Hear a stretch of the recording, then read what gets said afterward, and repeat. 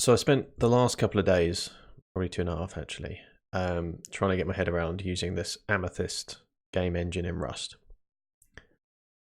So I had some success, created a proof of concept, which you can see here in the background.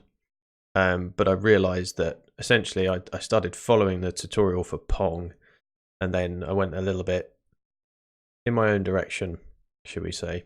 And now I've got probably a proof of concept that's half 3D game, half still using bits and pieces from Pong. Like there's a Pong paddle floating in space. It needs to go. So there's also stuff in there I don't fully understand. Lines of code that I can't fully explain what they actually do. And certainly nowhere near enough notes, and the things are named incorrectly. So we start again.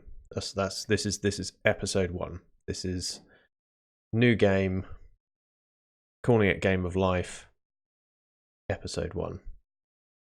So I'll walk you through it. So this is the Amethyst engine. It's pretty cool. Saves us a lot of time, effort, and energy. They've got a tutorial for Pong. They run through and explain all the different concepts that they've got going on. The whole getting started situation. There's reasons for using it. We can probably skip these because I don't have anything to compare it to. So I'm sure these are all great reasons. So let's get to getting started. So I've already installed Rust. I've already installed Rust Up. We're already using Rust Up stable. I might have even switched to nightly actually. But we've already run this, so we're good. However, just for completeness, and just clear my screen so that we've at least got a fresh start. There we go. So Rust Up update, we could run it. We probably should. It'll probably download nightly. Nope, all is good. So Rust Up default stable. Okay, so this is essentially saying I want to use the default, I want to use the stable version of Rust, not the one that was compiled last night. So we're going to switch to stable Rust. Cool. And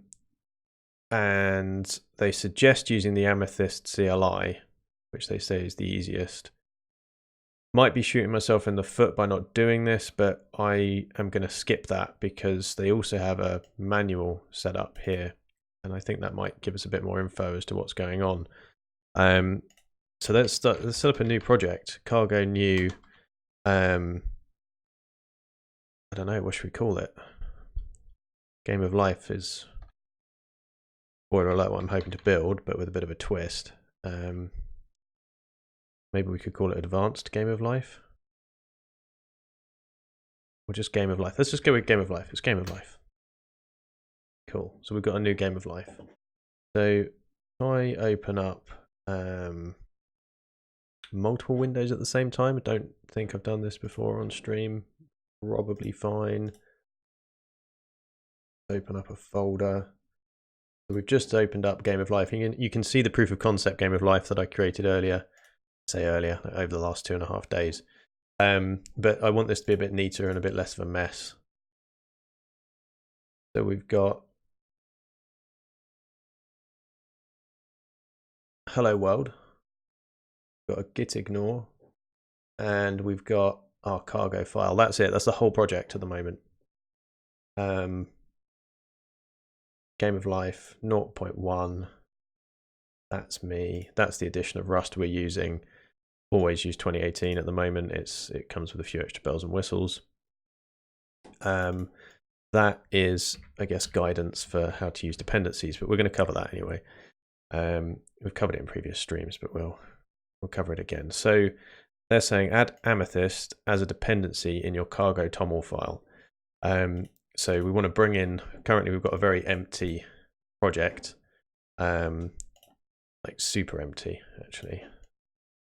So let's go into Game of Life, and we can probably do a cargo run, which will be, it'll do a build of the game, which does nothing except say, hello world. Okay, that works. So guess we should probably set up Git actually. Just start committing immediately. New terminal. Oh, I don't want to. Well, no, I don't want a Windows terminal. Let's reopen this in WSL. That way I'll have access to my Git environment and I can do Git commits and things. Cool. So yeah, let's do a new Git init. Great. And now we can just do Git commit with, oh, actually, there's probably nothing added yet, right? So we could Git commit, Git ignore, do cargo files, both of those, and everything in the source directory. Have I got to Git add them first? I didn't think I needed to do that. Do Git add star. Then we do a Git commit. Let's see what we end up with. So this will be the 2 cargo files. Oh, Git ignores being untracked. Well, I kind of want that actually. Definitely want that. Let's add that. That looks a bit more like it. So first ever commit. Initial commit. Hello world. Command line. App. That's what we've got at the moment. That's not a good sign. My watch has already told me that I've been inactive for an hour. It's just said, hey, you should get up and move around. I've got news for you. That's not going to happen. So we were going to add this amethyst thing, right? This game engine. Now I could add it and then probably remember that the latest version is 0.13, but I'm going to cheat because if I go to not cargo.lock, but cargo.toml, I can just copy and paste, which is slightly quicker and more pleasant for the viewers at home. So now we should do a cargo build on that. And I suspect this is going to take a little while. Ooh, failed to select a version for the requirement 0.13. Oh, I just said version. Hang on a second. This is the danger of copying and pasting. Look at this. So we're actually not just using version 0.13, but we've actually got a couple of things going on here. We're specifying some features, Vulkan, Nightly. I don't know if we actually need those. So what I should have done is grabbed this. In fact, let's presume that we don't need all of this. And let's just say I want amethyst version 0.13. Then if I build it, we should see it casually download 374 and then compile 374 dependencies. This is easily the biggest single crate in terms of number of dependencies that I've ever used. And the first time we compile it, it unfortunately does have to run through all 374 of those. And it seems to do the quicker ones first. So it's, you know, you think, oh, well, we're halfway there. We're not. We're not.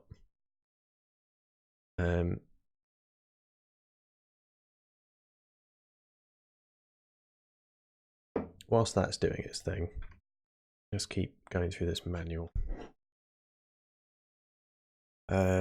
So we added amethyst as a dependency to our cargo toml file. We did that. Create a config folder and put a display.ron in it. All right. Well, I have no idea why at this point in time, except I do because I was playing around with this yesterday. But I guess at this point we're just blindly following the tutorial. So it says to put a display.ron in it. Now the first thing is, what on earth is a .ron?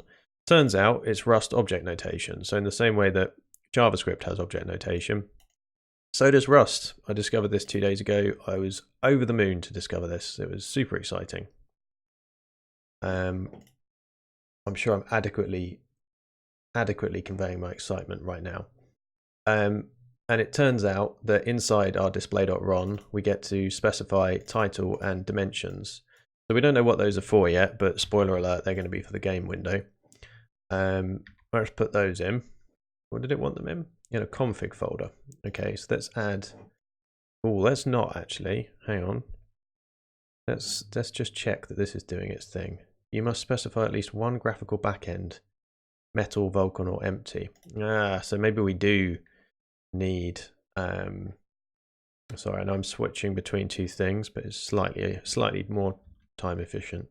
So maybe we do need these features. So I don't know if we need nightly. I'm going to presume we don't. Again, I'm going to add just the minimum that it's telling me to do, because I don't want stuff in here that I don't know what it does. So it's good to know that features Vulkan, so that's the back end that this is using, and we have to specify one of those. Cool. Let's try and compile it again. And actually, it got fairly far, so it's not like it has to recompile everything. It has remembered the first 290 odd. Good. So whilst it's doing that, I'm just going to check. I didn't mean to do that. No, don't give me all my reminders. I don't want to know about all the stuff I haven't done. There we go. Cool. I can see chat now, so. Saying. Right, so that's nearly there. I've got a feeling this will probably work this time round. And then once this is compiled, we can commit this saying we were good. And specified a feature, or specified a backend. Whilst it's doing that, actually, as I started doing, let's add that config file. So that sits outside of the source directory. Interesting. So let's create that. So we end up with a config directory which contains these Rust object notations. And I've already forgotten what it was called. Was it display.ron? Rust object notation. It was a display.ron, and that's definitely what it said to do in the manual, right? Yes, that's what it said to do in the manual. So, and in display.ron we have this thing. So let's put that in. I'm going to call this Game of Life with an exclamation mark because it's super exciting. Dimensions, I'm guessing that's the starting size of the window. I don't know for sure, but I'm guessing that's the starting size of the window. What else have we got to do? Create a config folder, and we've done that. Optional, copy the code from one of Amethyst's examples. No, so that's what I did last time, where I started down the, I'll show you in a second, but I started down this Pong tutorial thing. So we're going to do that separately. We're going to do it bit by bit so we understand what on earth is going on. Okay, so curiously, when that runs, it's now got the Amethyst game engine in there, but we're not using it. It's still just saying hello world. But what a time to commit stuff. So we can commit, and this should just have the two cargo files, right? The one that specifies we want to use Amethyst, and the one that specifies these are all of the dependencies and their current versions that I've currently downloaded and compiled. So we can say added Amethyst dependency with required backend feature. Well, that's going to get old. Let me see what I can do about that. My phone just fell over. It's just decided it's had enough. There we go. I think we'll be okay now. Added Amethyst dependency with required backend feature. We chose Vulkan. Quite sure what that is. Maybe it's something to do with hardware. Don't know. Maybe it's drivers. But we've done that. Okay, so those are now committed. We also added this display.ron, which it told us to do. So let's add that. Oh no, it's inside the config folder. Git add, git commit. Added config for the window. So I happen to know that this is for the window. I'm not just guessing. This is window title and dimensions.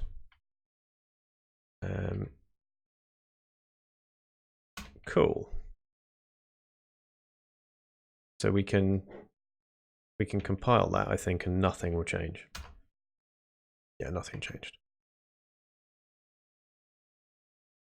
There's two versions of Amethyst. Okay. There's the released version, which I guess we're using with 0.13, and the Git master version, which is probably the bleeding edge, which we don't want to do that because every time I start using it, it'll break, right? Okay. Okay, so that's if you want to use the very latest up to the minute version. This is what we've done, although we've done it slightly differently. We've specified version and we've added this feature. And we've got a thumbs up. I don't know why. There must be maybe there's a cargo plugin I've got going on. Nice. Next page, concepts. Okay, concepts behind Amethyst. Amethyst uses quite a few concepts. I am definitely not familiar with them, apart from what I managed to piece together over the last days. Yeah, I am a practical person. I definitely have to use stuff to figure out how it actually hangs together, which is what I did. I went and just threw myself at the Pong tutorial, and then we ended up with a half Pong, half space game. It was a mess, glorious mess. If you don't understand how something works in Amethyst, knowing the concepts presented here will help. Okay, so there's state, entities and components, resources. There's a world, or many worlds perhaps. System or systems, dispatcher or dispatchers, and an event channel. Okay. State. Okay, game can be divided into states. Loading state, main menu state, gameplay state, pause state. Okay, so ours will probably be fairly simple. Initially, I think we'll just have the one state, which is running. And then we could have maybe we'll introduce a start and a paused state at some point. Okay, so there's a state manager built into it, based on the concept of a push-down automation, combination of a stack and a state machine. So a stack concept makes it so that you can push state on top of each other. Okay, so if there's I guess if there's a playing state and the game is currently playing, if you pause, then it probably adds the pause state onto the top of the stack. And the game is paused at that point. And if you take away the paused state, then it goes back to playing. That would make sense. All right, I believe you. That makes sense. For example, from loading state, go to state main menu state. What? Transitions are simply switching between two states. Okay, that makes sense. Oh, okay, so there's two things you can do. You can push a state, so pause might go over the top of playing, or you can switch a state, so pause might replace playing. Except I bet it doesn't. I wonder if, yeah, well, we'll find out when we get there. I can guess as much as I want, but I'm not going to figure it out. Life cycle. States are only valid for a certain period of time. State contains methods that reflect the most common of those events. So if we start a state, i.e. when it's added to the stack, or if we stop a state, apparently I'm hungry. If we stop a state, then that's when we remove it from the stack.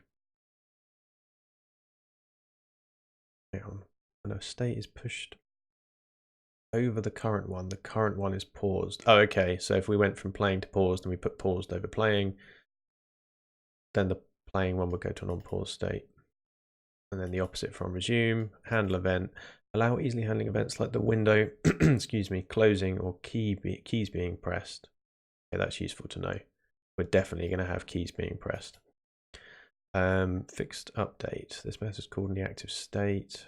Fixed time interval. Oh, I see. So we could say, hey, every half a second, do something. Method is called on the active state as often as possible by the engine. Okay, so that's our frame. I think that's what that's saying. This method is called on the active state as often as possible by the engine. So yeah, update must be, it happens every frame. Shadow update. This method is called as often as possible by the engine on all of the states which are on the state machine's stack. Unlike update, this does not return a trans. I don't know what a trans is. Is that a translation, a transaction, transporter? Not sure yet. Shadow fixed update. Method is called at a fixed time interval. Okay, so that's the same as fixed update, except it's a shadow one, which means it doesn't return this trans object. Okay, I hope you remembered all of that. I certainly didn't. If you aren't using simple state or empty state, you must implement the update method to call.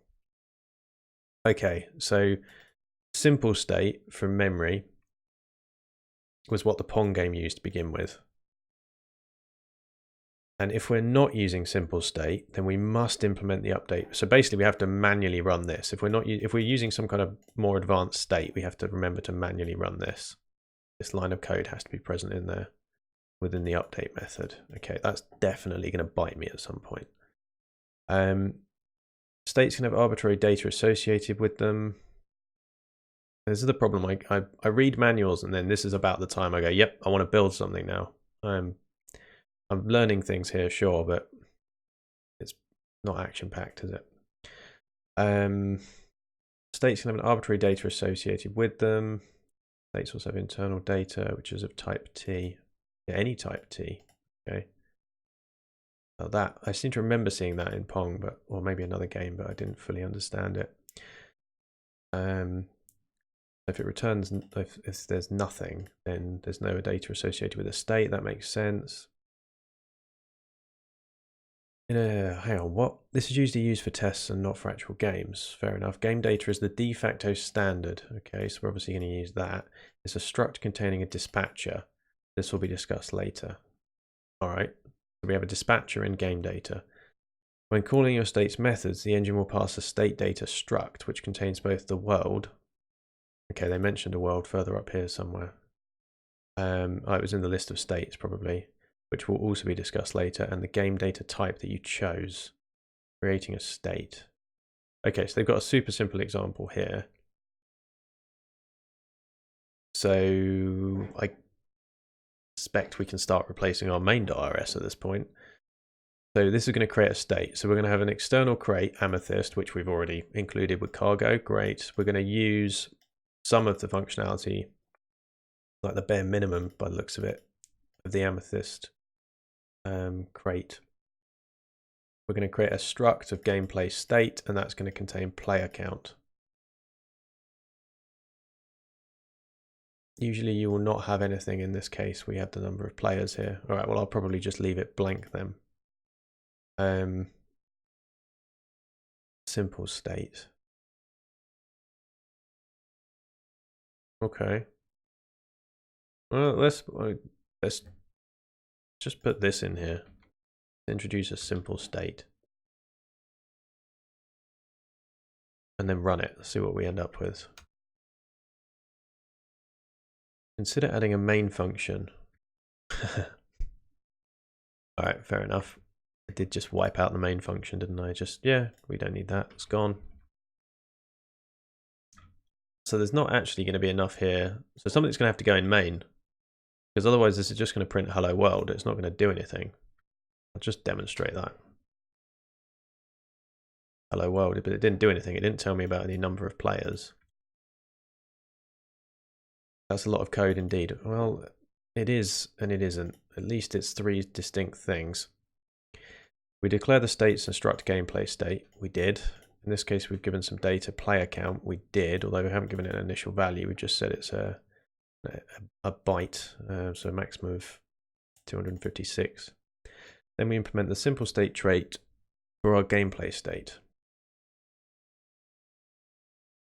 Implement simple state for gameplay state. This is shorthand for that, where game data is the internal shared data between states. All right. I'll believe you.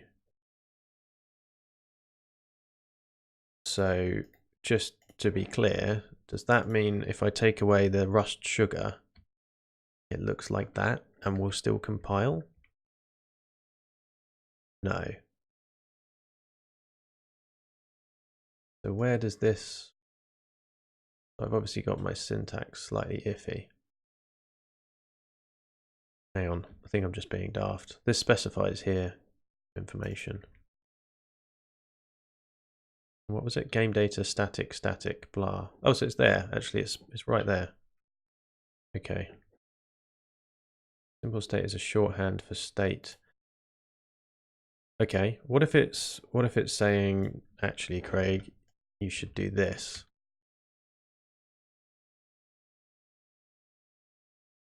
Okay, that works. I think I like that because that's giving me a little bit more information about what's going on. I can see where that's coming from. I think I like that more. Take away the sugar. Where game data is the internal shared data between states. Okay, so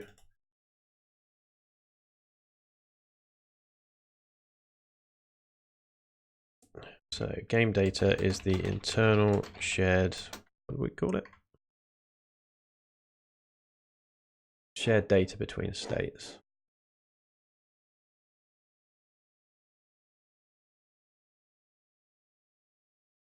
Okay, that's useful to know.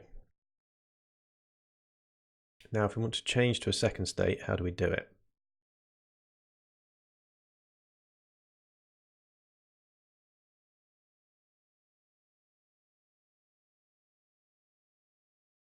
Let's have a read of this. Okay, so we need to use one of these methods and return the trans type. I guess we're going to find out what that trans thing is now. Handle event, fixed update, and update. We're going to use handle event, which I think we mentioned earlier on was something to do with key presses, maybe mouse clicks as well. Go to the pause state and come back by pressing the escape key. All right. So now we're including some extra stuff here. Use amethyst input virtual key code.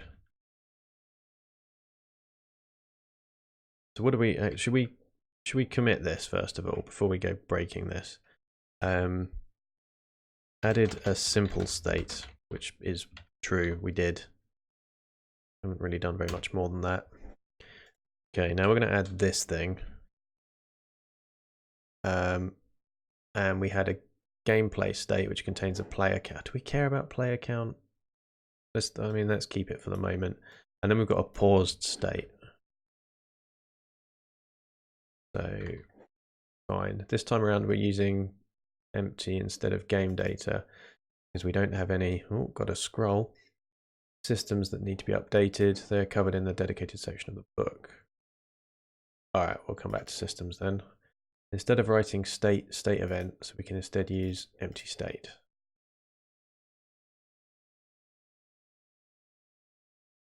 What?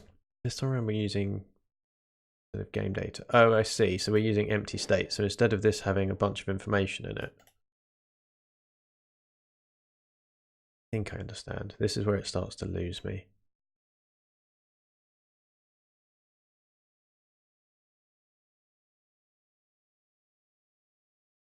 Okay, so this is I think useful, but at the same time, I'm half tempted to skip this.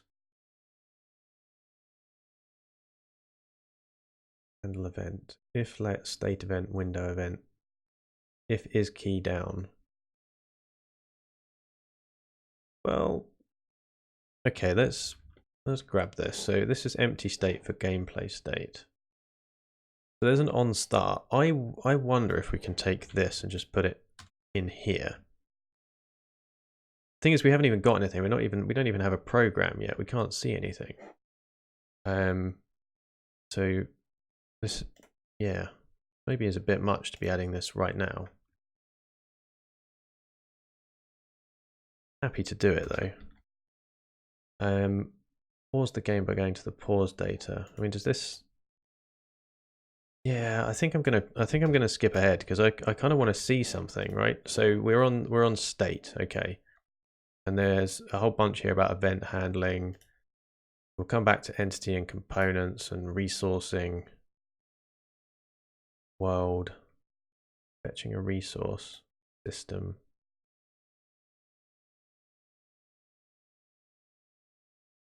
Just looking at this example code to see at any point we're kicking anything off and actually running for the game, but I don't think we are, even here. Should be somewhere that'd be like a game.run, but I don't see one. So let's skip ahead a bit. So there's this Pong tutorial.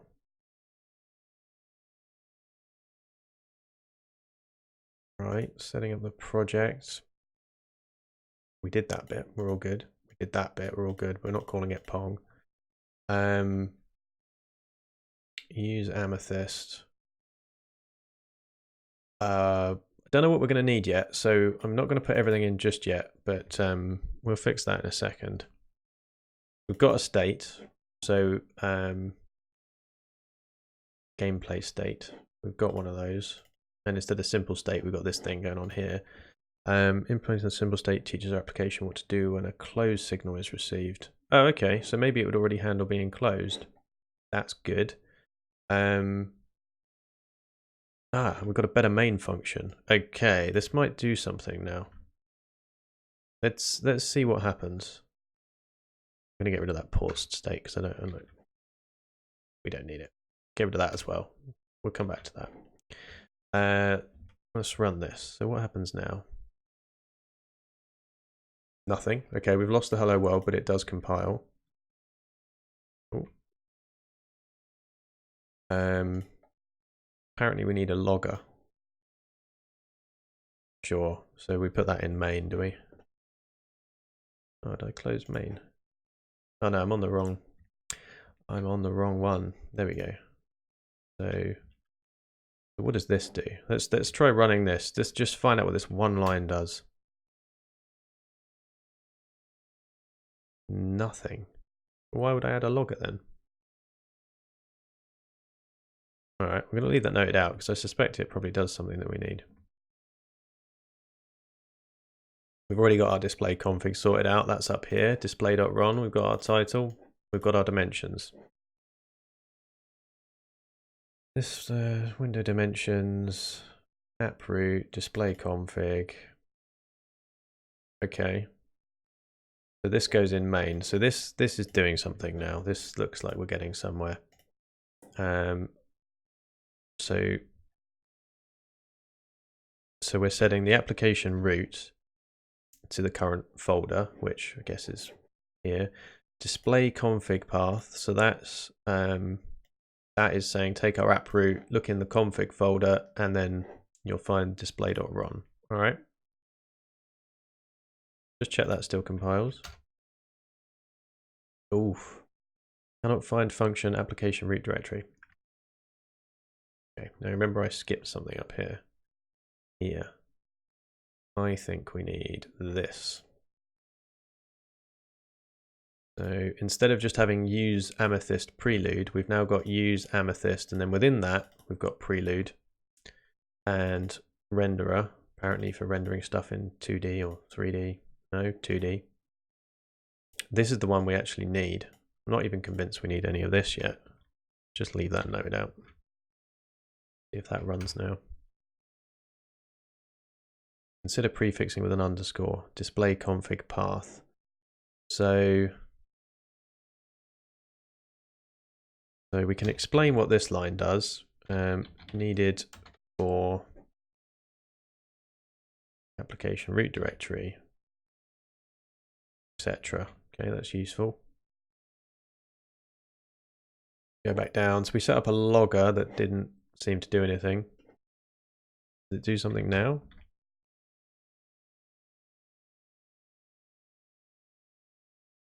No. What's the point of this logger? I think this is probably committable. I'm going to commit this. I'm going to commit it with these horrible noted out bits of code in as well. So we can say now reading display.run. I mean, I say reading, and we don't actually know.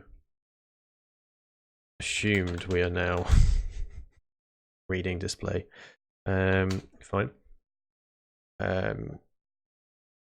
Okay, so we've got that. Game data build at default. An assets directory. I don't have an assets directory.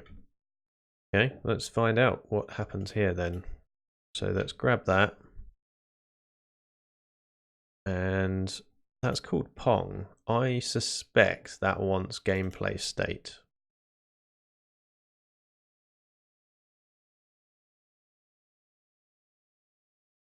Rather than compile it, find out errors, and then fix it. Did you mean gameplay state fields? Oh, because we've got a player count.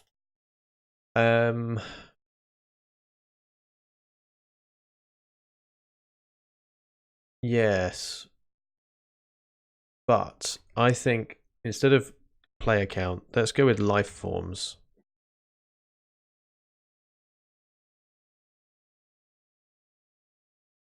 Because it's the game of life, right? Gameplay state, number of life forms, and here we have to specify. We have to specify life forms equals 0.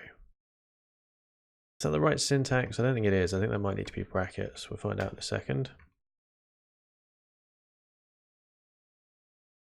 Oof. Number of life forms, self.player.count. Oh, I broke loads of stuff here, didn't I? So instead of player count, that should be life forms. File that. New. The trait amethyst state event is not implemented for gameplay state. What? The trait amethyst state event is not implemented for gameplay state. That feels like if I converted this to a simple state, like it said to do, does that just magically get rid of this problem? If so, we've then got to figure out why. Okay, it does. And we get number of life forms 0.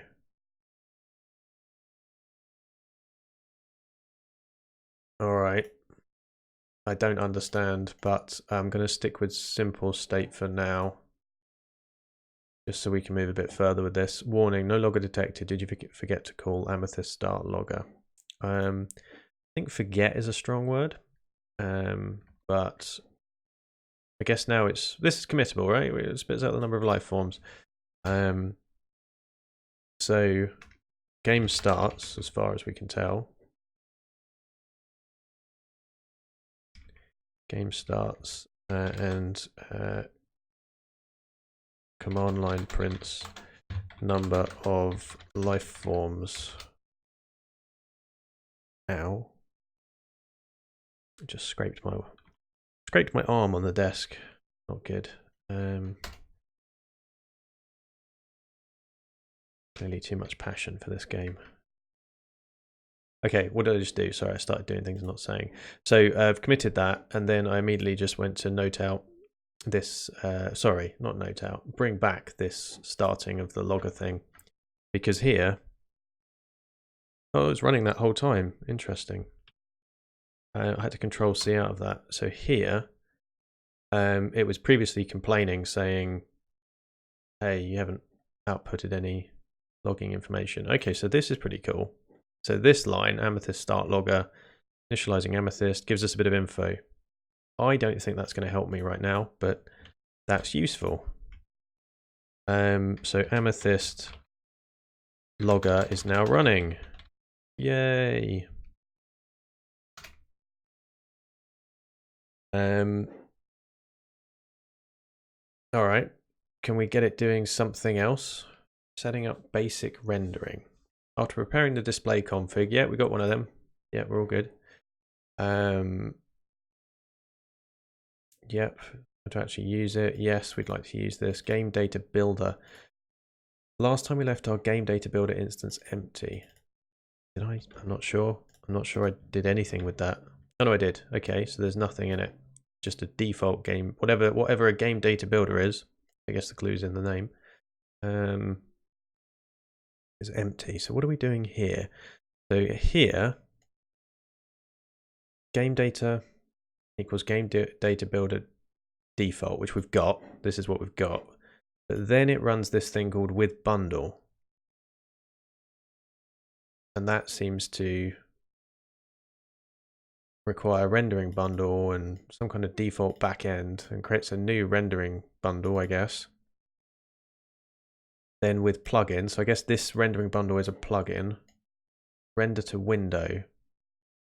And then we're using that display config that we've got set up here on line 28. All right, and then render flat 2D plugin is used to render entities with a sprite. Sure. I'm just going to see what this does. I'm hopeful we might get a window. That would be neat. But of course it's going to say, oh, I don't know what all this stuff is because you didn't, I don't know. So what are we missing? Rendering bundle. So that one. Render to window. That one. Render flat 2D. That one. In fact, we need all of this. So we can say, so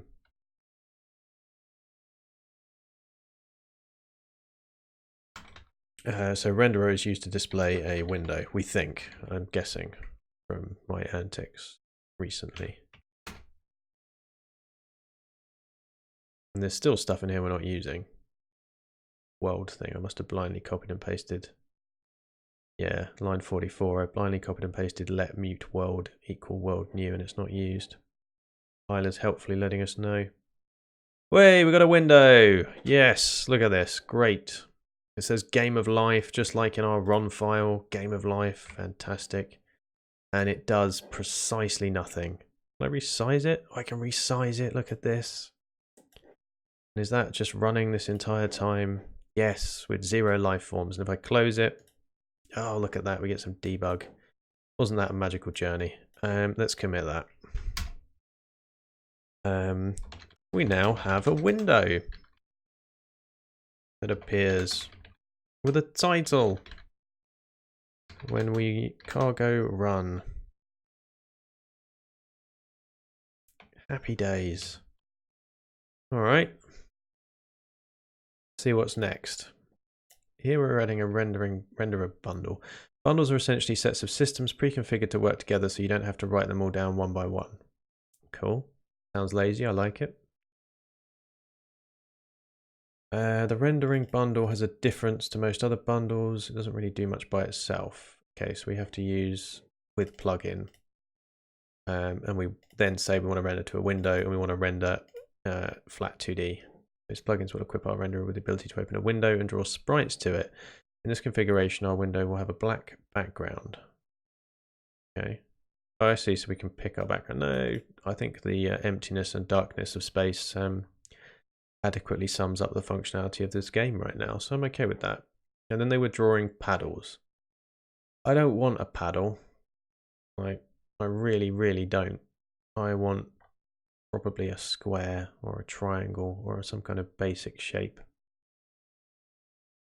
So I'm just reading through this. I'm kind of speed reading through this. So they were setting up an arena, rendering the game using the camera. Okay, so we don't have a camera at all. So let's add a new method to our state implementation on start. So they've created a pong.rs, but I think I'm just going to keep trucking away with main.rs for the moment. We'll split it up in a bit once we know how.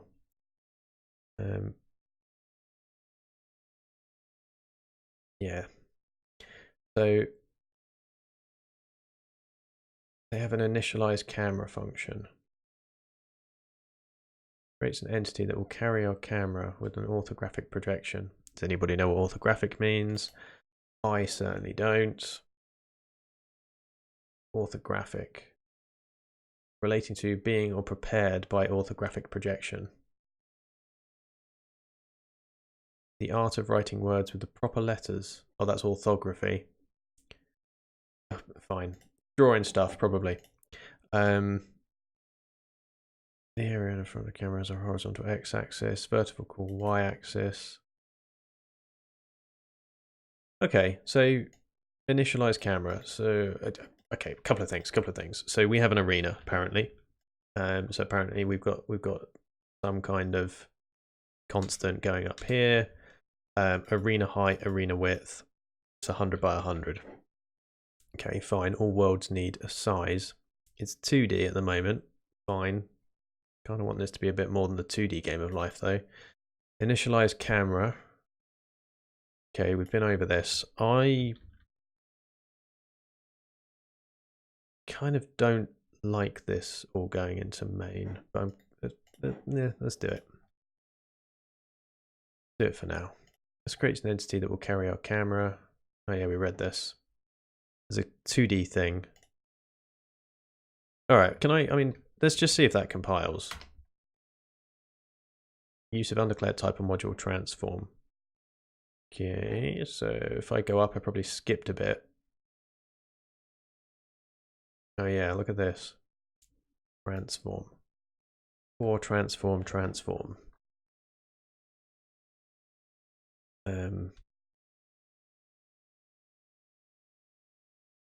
See if that compiles. Oh, and there's a camera. Camera standard. Use of undeclared type of module camera. Okay, so in renderer, there's now also a camera. Renderer. Just simply that, I guess.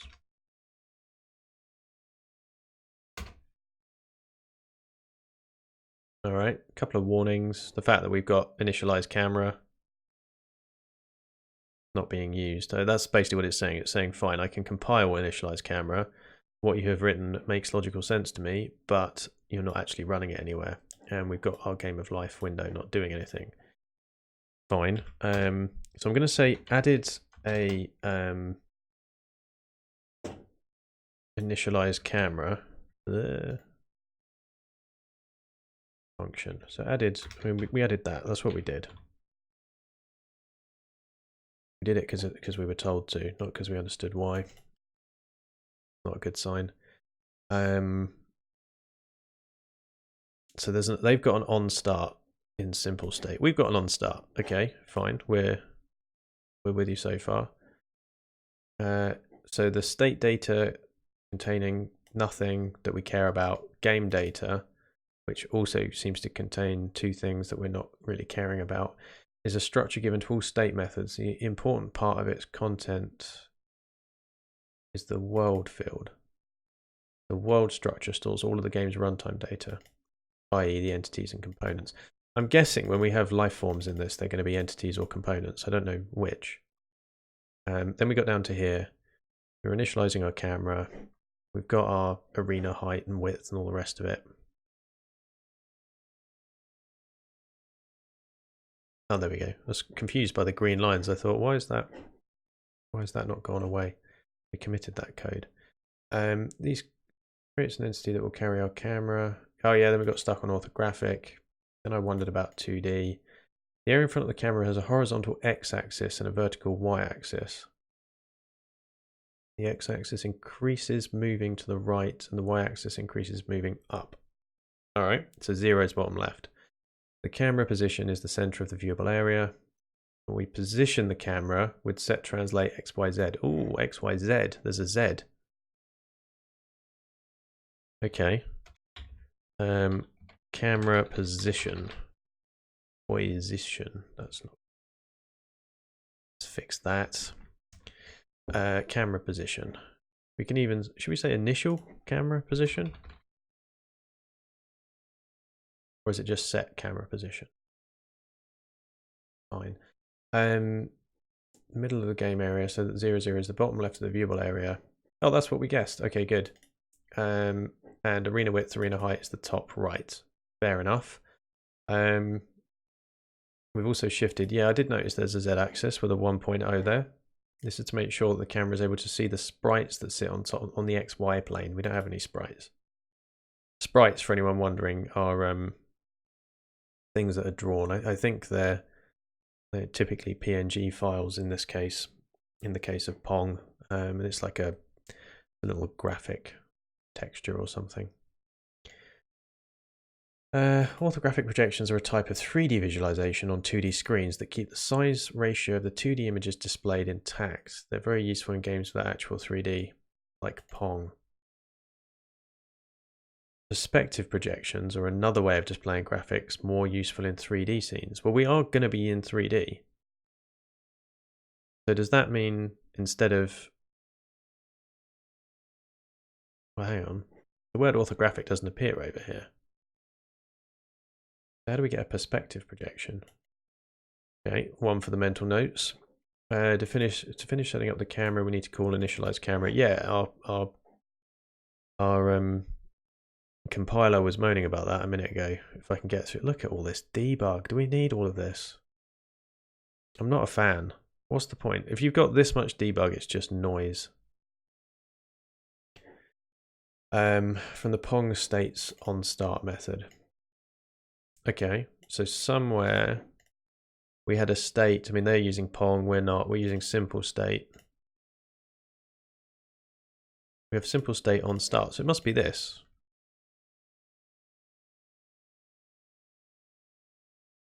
Initialize camera world. So we create a new world when simple state starts, which probably means we don't need this world here. That data equals, oh, hang on. This is not creating a new world. This is reading it from data. So has something automatically created a new world for us? I'm not sure this line is needed. Well, I mean, it's definitely not needed at the moment. But I am confused. Let's see if this still runs now that I've added those. A local variable with a similar name exists, data.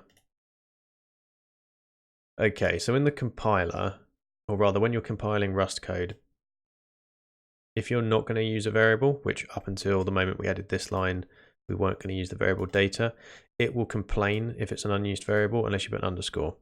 So now we are going to use it. So let's get rid of the underscore because we want it to be called data and we want to access it. All right, that looks like it might compile. Looks like initial syntax checks worked. Taking a bit of time though. Okay, so again, we've still got a blank screen, but it compiles. So what have we just done? So we can now say, we now initialize camera.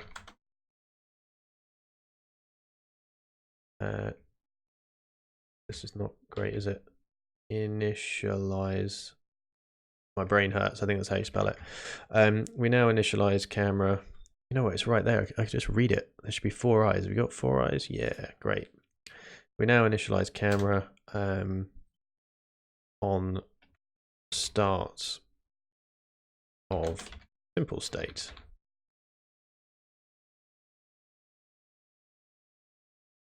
True, we are doing that. So now we have components. So in there, I mean, I don't want a Pong paddle. I want something a bit more complicated than that. But I guess they're picking the left and right side of the screen. And then they create a struct called, okay, so we need to create a struct called, let's call it lifeform. I don't know what else we would call it. Couple of constants. Let's get the constants out of the way and then we can start building structs. Yeah. So they have, let's call it, yeah, let's literally just call it lifeform. That's because we don't really know what we're going to do with it yet. Then they've got a width and a height. I don't know what we're going to need.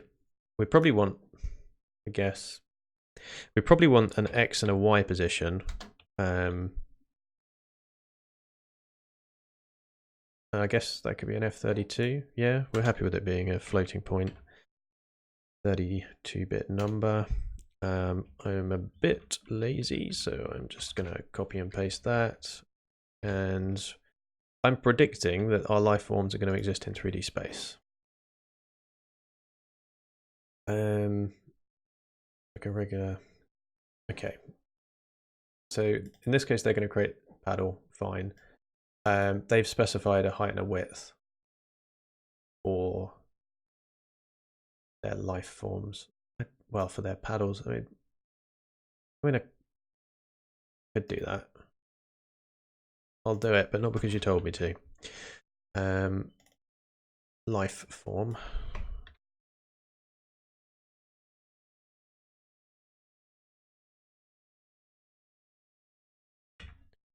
All right. We've got that. Life form width and the life form height. I don't think we need to know where it is on the left or the right. That doesn't make any sense. And now they're basically giving functionality to, in their case, paddle, but in our case, it's a life form. So we want to yell. They've got a function new. Just going to copy and paste and modify. So previously, in the example that we've just nicked from, they specify a side because they would have had a left or a right side for their game. I don't know if we have sides yet. And it was going to return a type of paddle, but we are not using paddles, we're using life forms. And then we set up a new struct with values. So here we end up with a life form struct that we want to return. And I guess we have an X, a Y, and a Z. And we're going to set these to, I guess we want it in a, let's go for the middle, right? So we want this in the middle of the screen. So paddle height. Oh no, that's not paddle height. So Z. I'm not sure. Our camera is at Z1.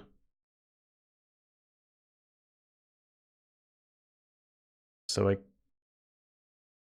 think we want it in front of us, which would, let's try Z50. Let's see what happens. Anyway, we're not drawing it yet. That's just a guess as to where it's going to be.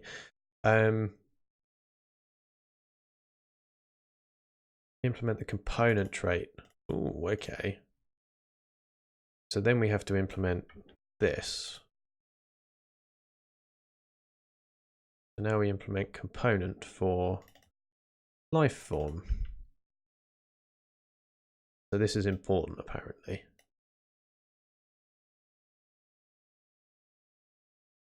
By implementing the component for the paddle struct, or life form in our case, it can now be attached to entities in the game. All right, I'm going to nick that. Thank you very much. By implementing the component for the life form struct, it can now be attached to entities in the game. That is very useful. All right. Then they go on about initializing these entities. Just check it still compiles. I'm trying to think if it's worth. No, it doesn't. Okay, so what have we got going on here? Oh, I missed some really basic syntax. So first up is that. It's a syntax failure. Cannot find trait component in this scope. Right, that's probably because we need to include it somehow. Give us. Okay, so ECS prelude component, and I think I spotted that we're using dense vector storage. Dense vector storage, yeah, we are. So what's this? ECS. Put that there. Component is used to. Did we say? By implementing component for the life form struct, it can now be attached to entities in the game. Is to used to attach structs to game entities. Or actually, game entity implies that game is an entity, but attach structs to, or game has entities, is used to attach structs to entities in the game. That's less potentially misleading. I'm not actually sure if it would be. Does that run? No. What? Oh, of course, it's a floating point number. So we have to specify .0, otherwise it turns it into an integer. So cargo run. This is 2715. Oh, of course. That should also not have that. If this compiles, I'm going to commit this just saying, right, we've got a life form struct now. It doesn't appear. Hopefully that'll be the next thing we do.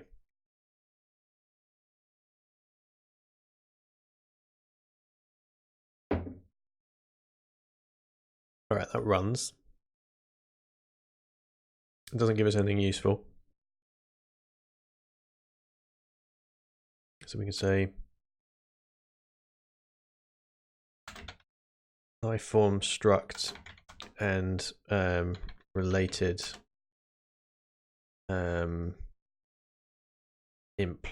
implements now created.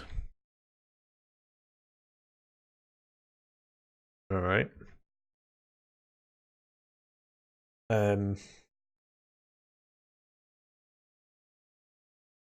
Rendering the game.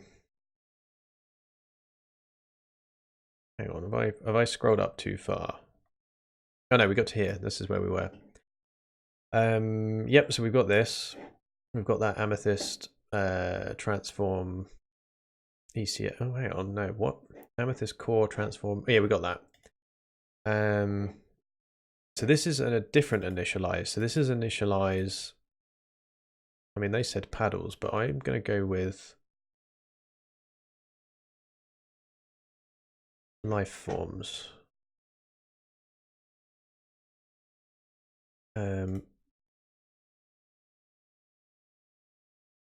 Initialize life forms.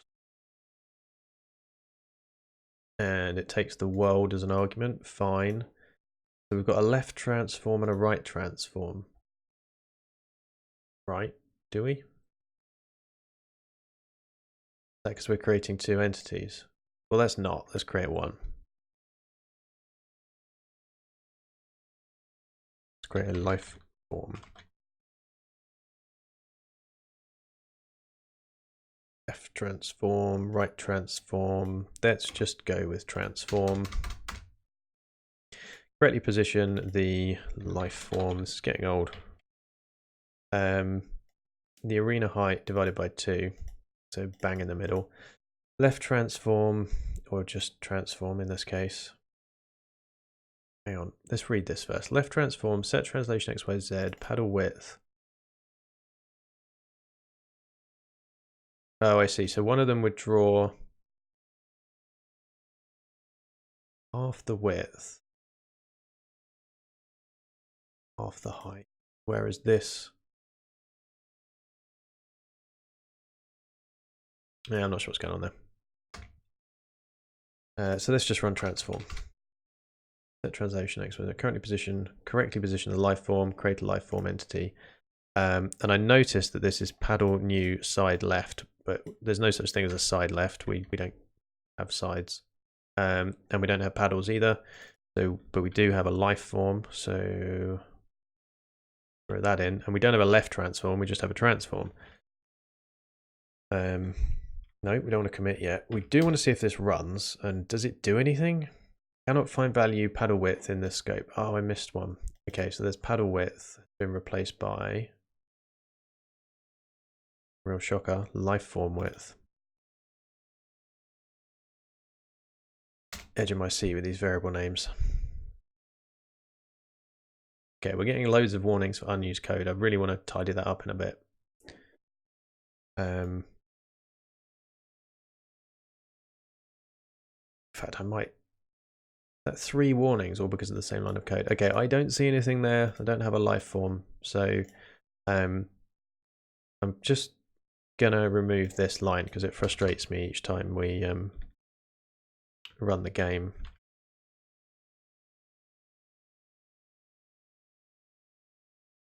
Okay, so there's less warnings. I'm okay with that now. Although I should have committed that in 2 parts. So let's do a commit minus p. I would definitely like to include this function. Yes, please. No, I don't want to include that removal of code just yet.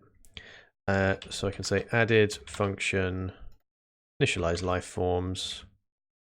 then I can just do a standard commit, which will get the, well, I'll show you actually. I'll do a git diff just to make sure the only change. Yeah, so it's just that one change. Removed unused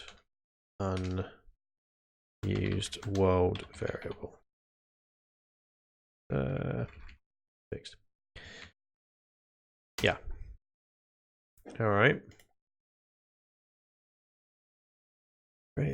So we've done that. We've initialized stuff. This is all the information Amethyst needs to track and move the life forms in our virtual world, but we'll need to do some more work to actually draw them. Yeah, that's where we're falling down. I don't see anything. As a sanity check, let's make sure the code for initializing the paddles compiles. I did that. We're good. Oh, hang on. On start, initialize. Okay, all right. So somewhere we've already got half of this, I think. So we've got initialize camera. So now we're going to initialize life forms. See if that, this isn't going to draw anything, is it? Doesn't know what to draw. I haven't given it any colors.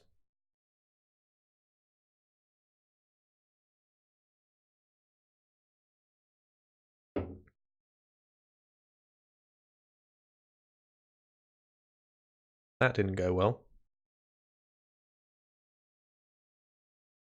Oh, we fell for their trick. We fell right for it. Thread main panicked. It tried to fetch a resource, but the resource does not exist. Try adding the resource by inserting it manually or using the setup method. Uh-oh, what's wrong? I don't think it's that difficult to decipher. So we need to insert it manually, which I don't know how to do yet, or use a setup method. So I'm guessing you're going to, well, I don't know how to fix it. Thread main, blah, blah, blah. Turn on nightly. Why? Why? If you're using nightly compiler and enable the nightly features of Amethyst, you'll receive a more informative message. What was ours? Ours was pretty good. I don't think I need to turn on nightly. I got a pretty good message already. Yeah, I'm not doing that. Okay, so this is what they're suggesting. We do a world.register. We can fix this by adding the following line before we initialize. So instead of initializing life forms and then just, you know, going on with our merry day, this is suggesting world, which is specified, which is created here, dot register, and instead of a paddle, we've got a life form.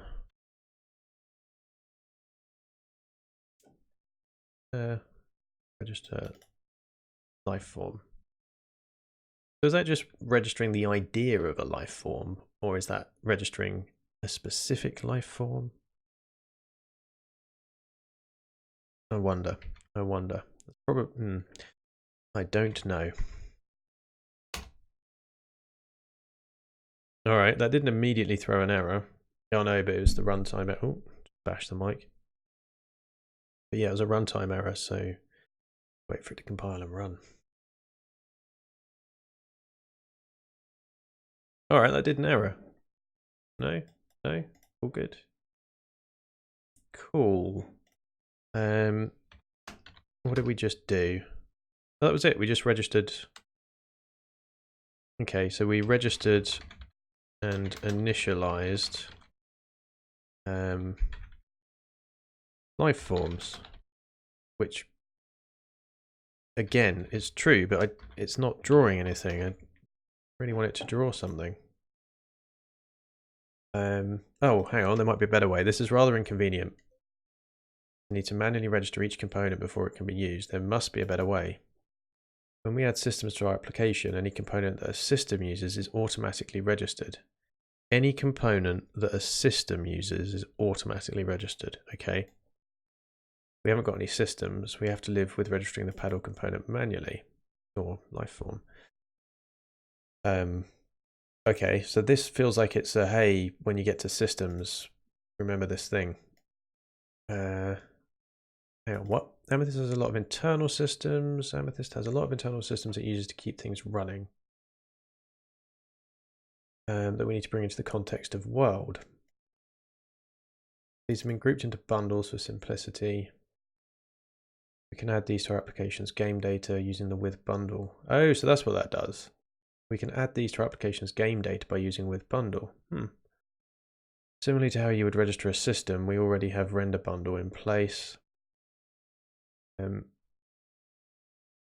we need to import transform bundle. Why? Add the transform bundle which handles tracking entity positions. All right, that's a good shout. That's a good reason. So that goes all the way down in main. And then we set up game data here. And then there's another with bundle. So at a complete guess, that would be okay. Let's see if that runs. Nope. Use of undeclared type or module because we probably had to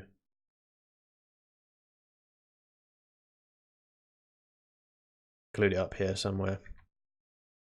Oh yeah, there it is. So that's in core. Oh, hang on. Oh no, yeah. So that's in core. So we're already in amethyst at this point. So I think we can do the shorthand version of this, which would look very much like that. I'll go run.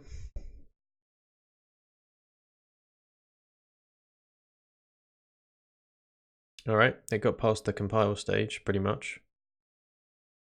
So I think this will run. I'm not actually sure what this transform does though. Okay, well it doesn't draw anything, that's for sure. So add the transform bundle which handles tracking entity positions. Fine. This time when you run the game you should see the familiar black screen. Well, yeah, that's true. As opposed to what? Oh, perhaps I wasn't meant to fix that error. So if I don't register this life form,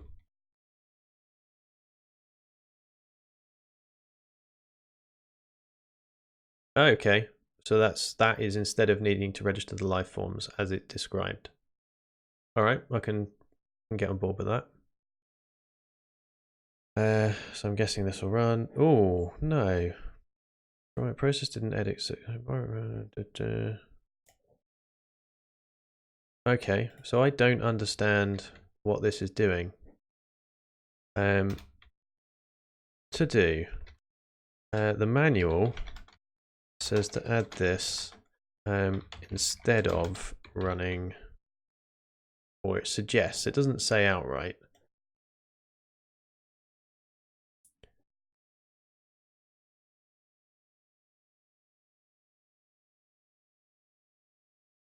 Yeah, so this was running up here, inside.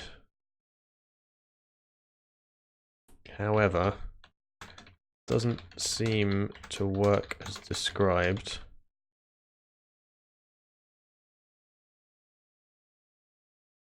Bit like my typing, not working as described.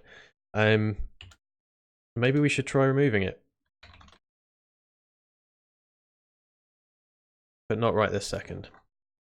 So we put this back, and we can say, let's just check that compiles. Yeah, it looks like it's going to compile.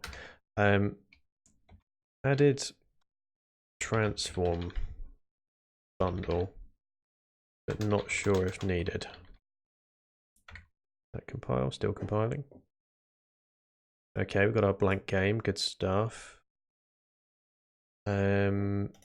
Yep, commit that, fine. Drawing, yeah, that's what we want to do. This section will finally allow us to see something. The first thing we'll have to do is load the sprite sheet. I don't have a sprite sheet. I'm going to have to create a sprite sheet. So the sprite sheet we'll use for all our graphics in the game. Create a texture folder in the assets directory of the project. We don't have an assets folder. Now we do. Create a texture folder inside of the assets folder. Yep. This will contain the sprite sheet texture. So they're using Pong sprite sheet.png. I guess we're going to need to create a new PNG called lifeform sprite sheet.png. Let's do that. Luckily, I have prepared, what is this? An image editing tool. So let's go with new, and the width, I mean, this could be small, right? Maybe 100 pixels. Template, what can I have? Oh, I see, that's just size. Oh, fantastic. I noticed toilet papers there. You can have a toilet paper template. Good stuff. Advanced. Fine, probably. I wish I hadn't clicked advanced now. Fine, all good. Let's just say it's white for the moment. So let's just have a really basic. What do we do? Save as, export. Guess it's export as. Then within GitHub, within Game of Life, within assets, within textures, we can call this lifeform sprite. Does it need to say sprite sheet? I'm going to call it sprite. I don't want to make it too long. Select a file type. Sure. Over PNG. Good.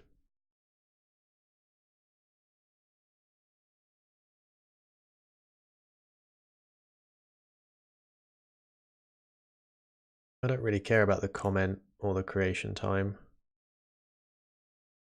I don't know. Sure. Did that work? Do we have a file? Okay, we've got a file. Let's imagine that worked. And we ended up with a PNG we can use. We'll perform the loading in a new function called load sprite sheet. Why can't it just be load sprite? What's so important about it being a sheet? All right, so we're going to create this new file.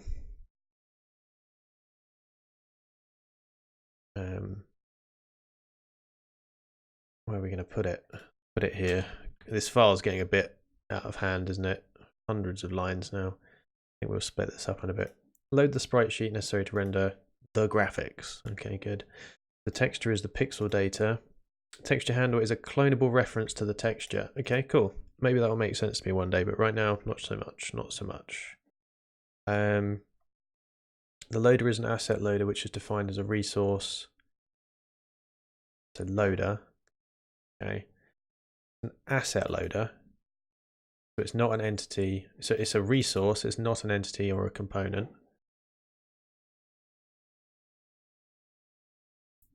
Or a system, but still part of our ECS world. It was created when we built our application in main.rs. The loader is an asset loader, which is defined as a resource. So is the loader a resource, or are we loading assets that are resources? It's unclear. It can read assets like obj files, but also it can load a PNG as a texture. Created. The fact that it refers to it makes me think that the loader is the resource. So let's go with that. Loader is a resource. Resource. Let's see if this compiles. That would be a big no. Did it tell us to add anything? I don't think it necessarily did. Not found in the scope. Not found in the scope. Use of undeclared type or module image format. Okay, so let's remember where we are. We're on drawing. If I click drawing the paddles, does that take us? I just lost us. We were way down here, weren't we? Okay, so we're like here. But let's find out. Oh wow, I just searched for all of that. I really didn't mean to. I just wanted to search for this missing undeclared thing. Okay, so it's under renderer. I go back up to here, get a renderer, and what was it called? Image format. All right. Now, how do you feel about compiling? Not so good. What else? Maybe I would just need all of that. So maybe I'm meant to have camera, image format, sprite render, sprite sheet format, texture. Let's just grab it all. Let's grab all of that.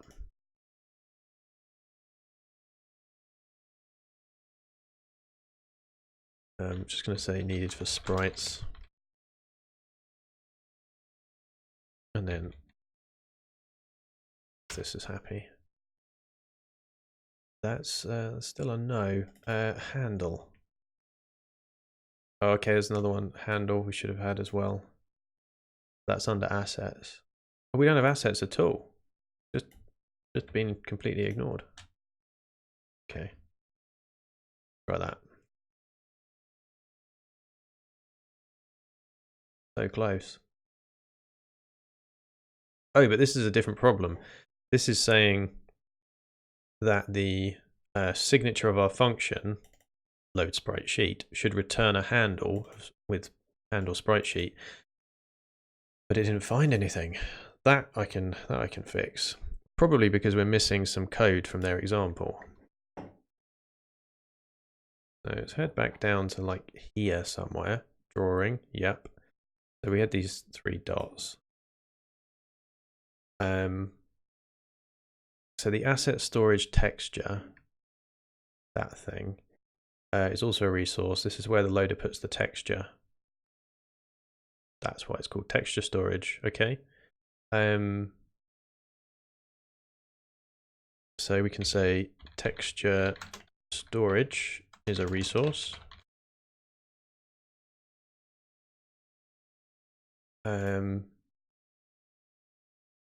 Yeah, we'll load from our sprite sheet. In order to manage them while remaining fast, Amethyst does not give us direct access to the assets we load. If it did otherwise, we would have to wait for the texture to be fully loaded to all the other things we have to prepare. Loaded to do all the other things. Okay, fine. Well, I don't know what else we're preparing to do, but I'll take your word for it. Fast game engines are good. This handle points to the place where the assets will be loaded. In Rust terms, it's equivalent to a reference counted option. This handle points to the place where the asset will be loaded. In Rust terms, it's equivalent to a reference counted option. I know what an option is. I'm not sure what a reference counted option is. So options are objects that you get back sometimes from some function calls. Okay. It's extremely useful as cloning the handle does not clone the asset in memory, so many things can use the same asset at once. Okay, so it's a speed thing. Alongside our sprite sheet feature, we need a file describing where the sprites are on the sheet. Oh, okay, all right. So we need one of these. We need another RON file. More RONs. That's a Freudian slip. Assets, textures, life form. So we want a life form. Can I put it in here? Did it say where to put it? Life form. Oh, what did I have in the keyboard? That was not the right thing to have in the clipboard. Oh, it was this, wasn't it? Ha. We want to call it right next to it. A file called. Okay, so this shouldn't even live in here. This should be in texture. Yeah, move it. This should be sprite.ron. And in there, we should specify. I think did we not? Was it a 100 by 100? I can't remember now. Game of life, assets, texture.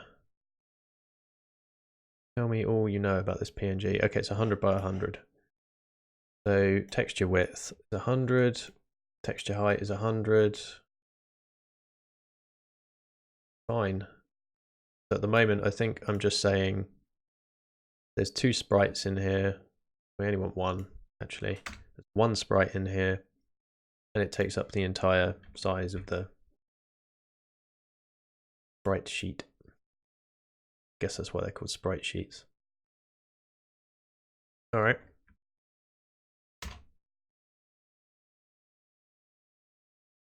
Oh, we've still got this same error.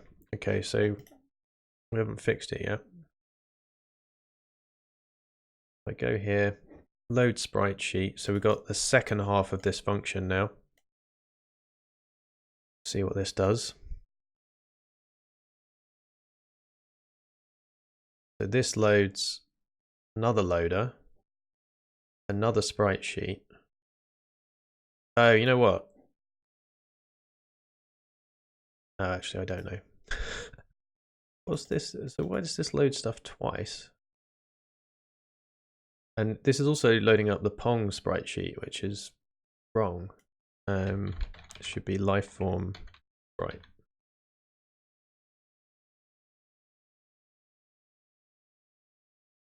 Here we load the associated. Oh, I see. Okay, this makes some sense now.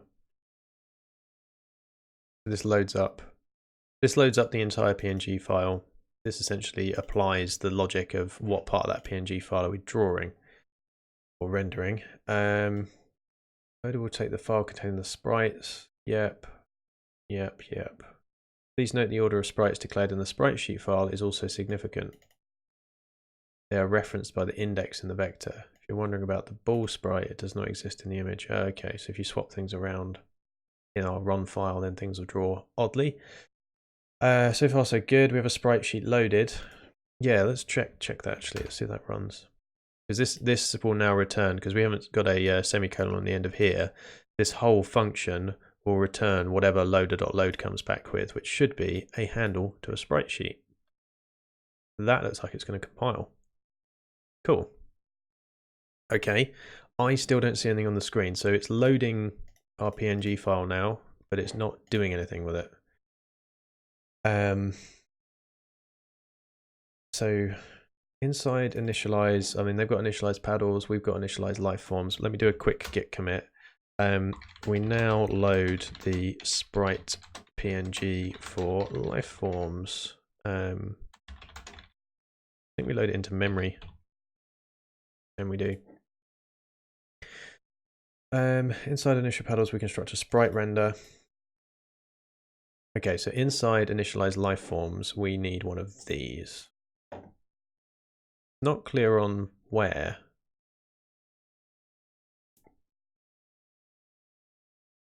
It's really not clear on where actually. Oh, hang on, with, so here we've got a with sprite render and a create entity. Okay, I think I understand. So assign the sprites for the lifeform. Sprite render, sprite sheet. We're cloning sprite sheet, which is not anywhere. So where would that come from? Okay, we'll come back to that in a second. And then we're saying within here, we essentially add just these 2 extra lines. So, oh no, we've already got create entity. So with, so is that it? Or do we have to replace with lifeform new?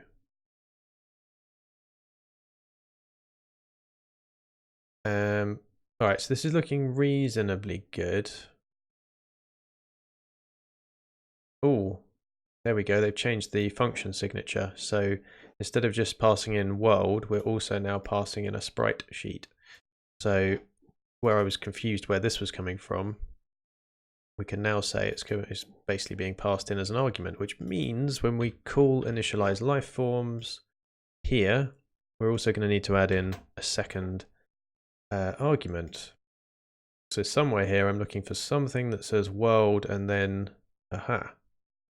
This is on start, yes. So we're adding in this extra argument, that is, again, this is not defined yet. Okay, load the sprite sheet necessary to render the graphics. All right. Sprite sheet handle. I mean, that I kind of want to compile that. Maybe we'll have a thing. Oh, come on. This is torture. Is it going to work? Is it going to not? We haven't got any code warnings at all. It drew something. I mean, we've split our universe in two, but that's fine. Look, I'm going to consider that a success. That's a solid success right there. Let's commit this. Git status. Let's add the assets directory. Definitely want to add source main as well. I mean, not staged for commit. Oh, just because I didn't type add. Now we're good. So now we can say git commit added first, very basic.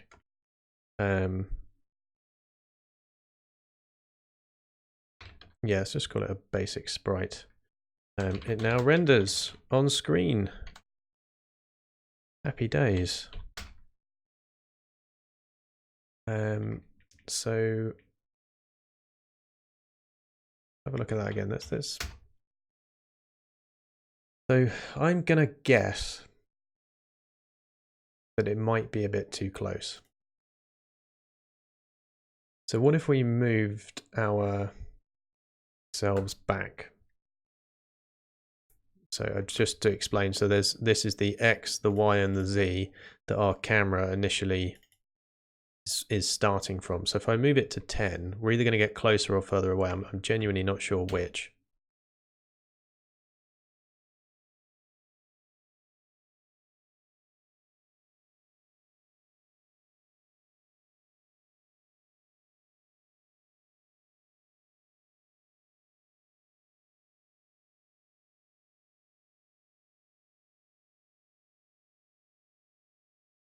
Well, maybe we need to up our magnitudes. Let's try 200, and then we're either going to be past it or zoomed out from it.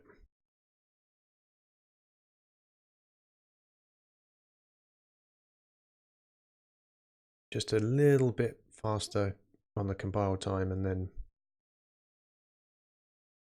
I guess the compile time's only going to get worse. Oh, that's not what I expected. That's not what I expected at all. So let's just double check let's just sanity check this. So our dimensions of our universe are 500 by 500. Hang on a minute. What the hell is this? Oh, it's gone. Okay, fine. So universe is 500 by 500. We've specified that we want a 100 by 100 sprite. And did we specify somewhere the size of our life form? Okay, so our life form is 50 by 50 by 50. I thought would be fine. Let's make him smaller. Okay, apparently I just gave him a gender as well. Don't think our life forms are likely to have genders. Yeah. Oh, I've forgotten the word for it. What's the word when you gender the species? Well, that's the end of that education piece.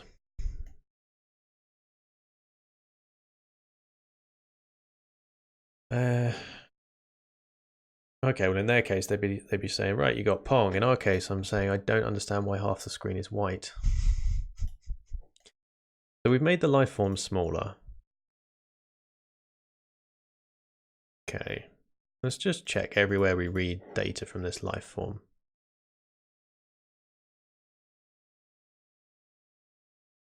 So we correctly position the life form. So we take the width of the life form, which is 5, then we times it by half, so that's 2.5. So we put it 2.5 whatevers across the screen, but we put it halfway, like on the vertical, so it's bang in the middle vertically, and it's a little bit across the screen, but not much horizontally. And its Z position is 0.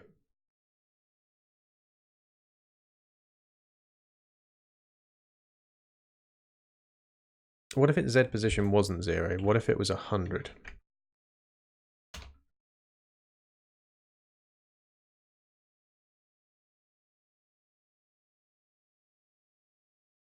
Oh wow. I'm going to have to say thank you to the people that are giving me I'm getting tweet likes. I'm not getting any alerts for any Twitch stuff, but I'm getting a lot of likes on Twitter because I said I was going to stream. So thank you everybody that's excited that I'm excited about this game. Oh no, and now I've completely lost my way and I can't find my way back to the Twitch app. There we go, I'm back on the Twitch app. That did not work. That didn't work at all, did it? Set translation, so lifeform width. So we're taking the arena height. And we've said the lifeform's width and height is 16. Okay, let's say it's a bit smaller. Let's say the lifeform is 1 by 1. This can all make a bit more sense. The lifeform's position doesn't make any difference at the moment because we don't read it. So let's try and just put this lifeform bang in the middle of the screen. Let's do that to begin with.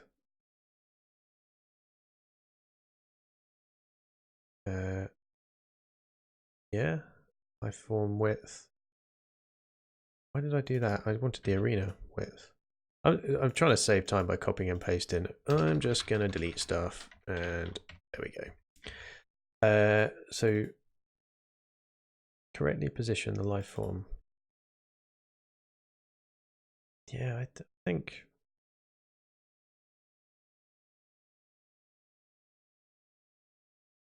we just put X there, right?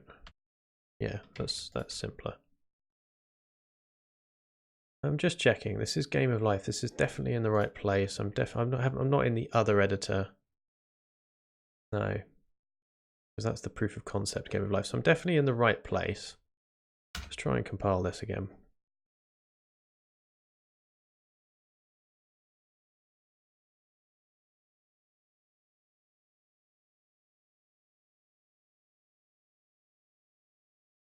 And then I'm going to have to check my assumptions. Because, all right, well, I'm not going to consider that a fail. Something changed. I'm happy with that. It's ridiculous. So 100. So we're either...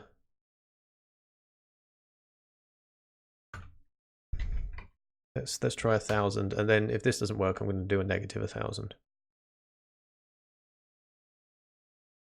And then I'm going to have to check my assumptions because something I'm assuming something here and I think I'm wrong. Well, I must be wrong. Not sure what it is yet.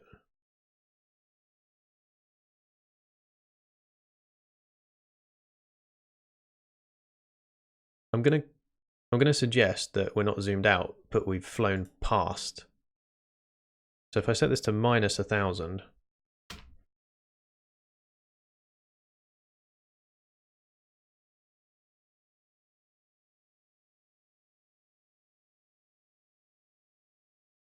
perhaps minus 1,000 was too much,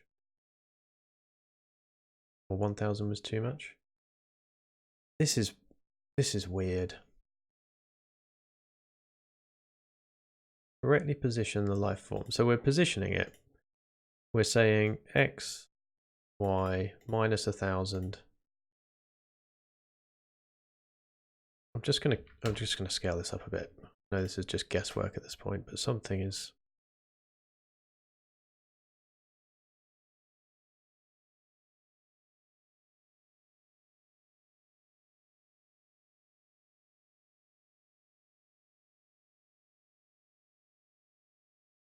This is very confusing.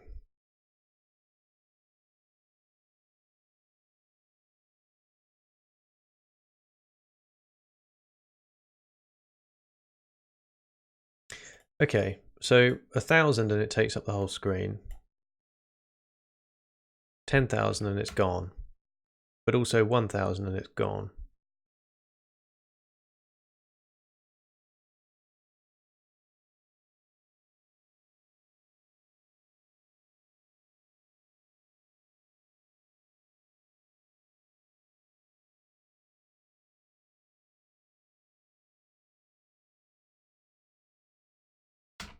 Oh, try that again. So minus 1,000 and it takes up the whole screen. 1,500. I'm just guessing stuff now. This is not really even sensible debug, is it? Let's have a look. Minus 1,500 and we still have, maybe it's something to do with this initial camera position. Set up camera in a way that our screen covers the whole area. 0, 0 is in the bottom left. We've got arena width, arena height, and then it's 200. Maybe the arena's not big enough. We've zoomed out by 200. Are we outside of the, almost outside of the arena?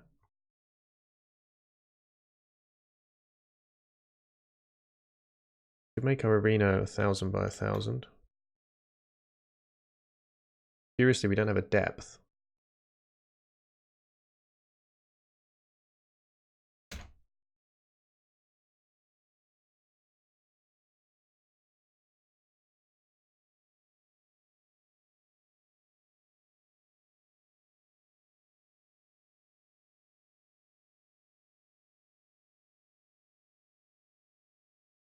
Well, I'm going to consider that a small victory. Okay. Our life form is bang in the middle of the screen. Let's have a quick think about what we've just changed. So this is on minus 1,500. I'm just going to commit this, right? So, okay, life form is now, ooh, that's better. Life form is now center of screen and zoomed out, well, and in the distance. This is progress. This is progress.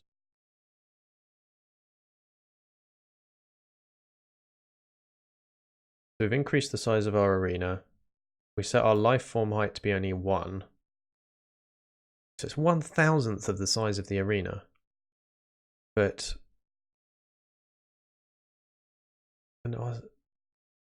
yes, there's definitely something not quite right here. Maybe we set that to -1. I think this is maybe not doing what I'm expecting it to do.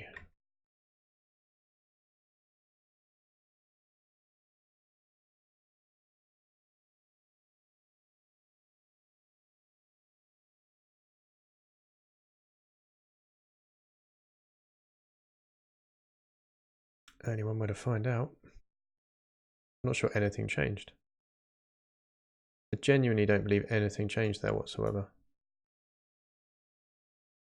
Okay, so the other thing that could be happening is there's some weird thing that's going on, because I remember it said 2D somewhere. So we've got a standard 2D camera. What if we didn't? If I take a look at the proof of concept code, so I've just dipped back into the proof of concept, though we haven't been there for a little while. I'm reasonably sure I did something.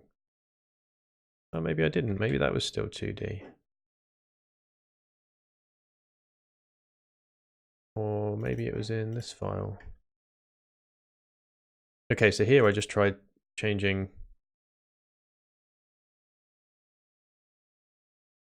Yeah, that's all I did, standard 3D. Okay, so let's go back to here. Oh no, that's the wrong one. That's the right one. So what if we just change this to 3D? Does anything change?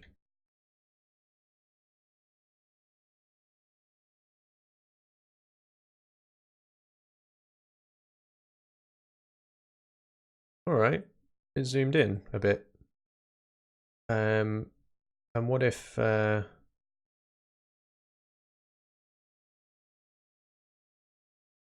what where we set something to 1 a minute ago, didn't we? This, -1. Maybe this should be -5. And actually thinking on it, if the life form is of size 1, and we've zoomed out one life form size, then just now, when the life form was about 1/3 of the screen, that kind of makes sense. So this time I'm expecting the life form to be much smaller because we've zoomed out 5 times as far. But that's not what happened, okay? Correctly position the life form, so we went with -5. Did it? We don't know. Is that larger? If I go for like -15, -25, -25. Which direction is this going in?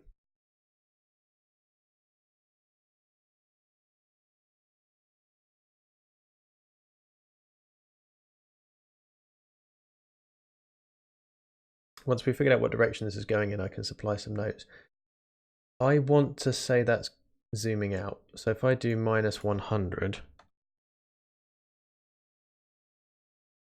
I'm going to grab the snipping tool. Let's do a new snipping tool. Yes. That. Right. That is what we're modeling against.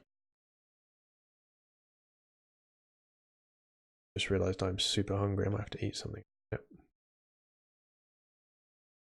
Okay, let's try this. So it was on -25. This is now on -100 for the Z position.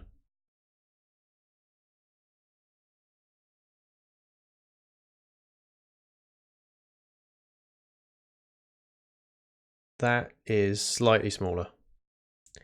That is zooming out. I'll take it. That's fine. I'm reasonably happy with that. What did we just change? Let's say we switch to a 3D camera.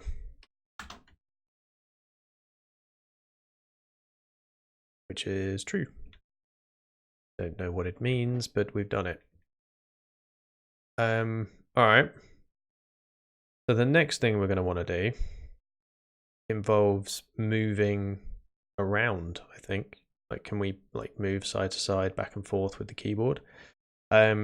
However, I am super hungry, so I'm going to take a short break. And I'll start the stream up again in, I don't know, how long it takes me to eat. Back. I've lost the mouse. Back shortly. I think that, yeah, it was a good, yes, yeah, it's going well. It's going well. Back shortly though.